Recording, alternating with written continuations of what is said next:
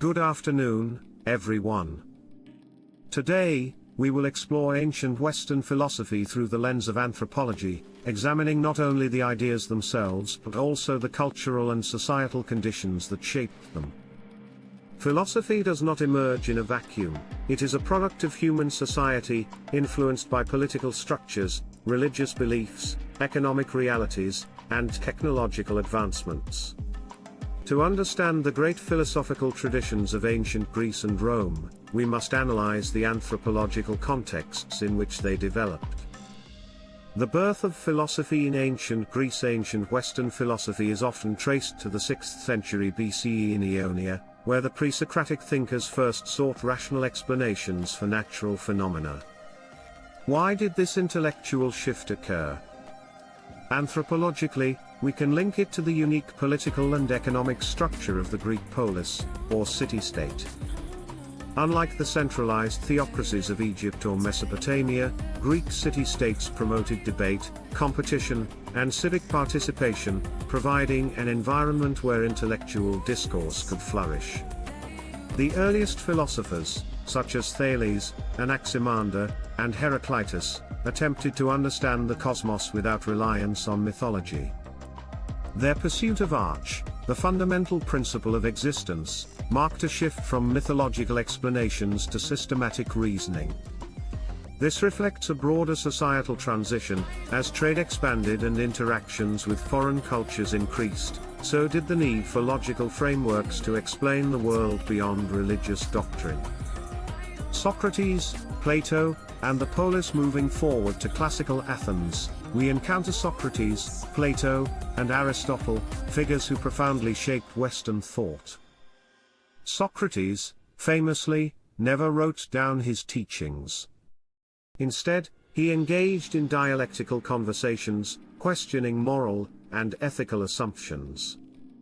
His method, Elenchus, mirrored the democratic culture of Athens, where discourse and debate played a central role in civic life.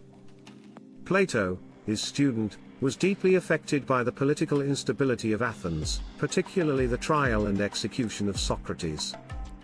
Anthropologically, we can interpret his work as a response to the perceived failures of Athenian democracy. His concept of the philosopher king in the Republic reflects a society grappling with governance and authority, seeking order through intellectual hierarchy rather than popular rule. Aristotle, in contrast, was more empirically minded. His Nicomachean ethics and politics reflect the reality of Greek life, emphasizing the role of virtue, habituation, and civic engagement. Aristotle's classification of governments and his assertion that humans are political animals reveal an anthropological understanding of human societies as naturally inclined toward structured communities. Hellenistic philosophy and the expansion of Greek culture following the conquests of Alexander the Great, Greek philosophy spread across a vast and diverse territory, influencing and adapting to different cultures.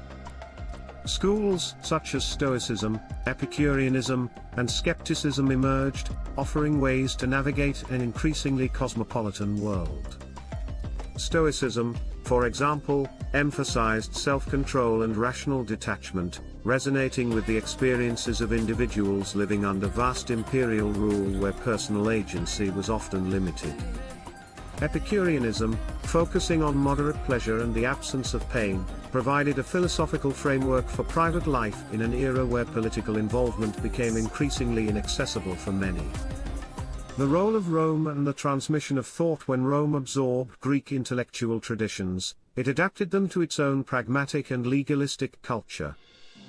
Roman thinkers such as Cicero and Seneca applied Greek philosophy to politics and personal ethics, reinforcing Stoic ideals of duty and virtue, within the context of Roman governance. From an anthropological perspective, this adaptation illustrates how philosophical systems evolve to fit the needs of their societies. Rome was a vast and bureaucratic empire. Its philosophy reflects an emphasis on law, duty, and civic responsibility. Stoicism's focus on inner fortitude, in particular, suited the challenges of maintaining stability in such a vast and diverse territory. Conclusion: ancient Western philosophy is not just a series of abstract ideas, it is a reflection of the societies that produced it. By viewing these philosophies through an anthropological lens, we gain a deeper understanding of why they emerged, how they evolved, and why they remain influential today. As human societies change, so too do their philosophies, responding to new challenges and reshaping our collective worldview. Thank you.